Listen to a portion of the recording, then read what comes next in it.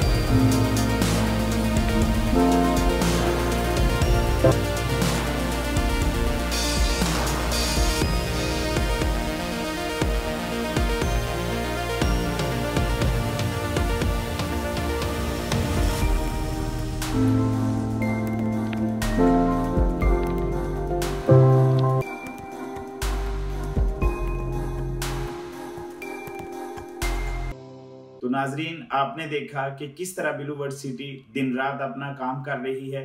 तो किसी भी किस्म की बुकिंग करवाने के लिए general block, overseas block, waterfront district, अवामी ब्लॉक या स्पोर्ट्स वैली में आपने बुकिंग करवानी है या ओल्ड प्लॉट्स खरीदने हैं। अगर आप बुकिंग नहीं करवाना चाहते तो हमारे पास पोर्टल पर इस वक्त प्लॉट भी अवेलेबल हैं, आप डायरेक्ट हमसे प्लॉट भी खरीद सकते हैं।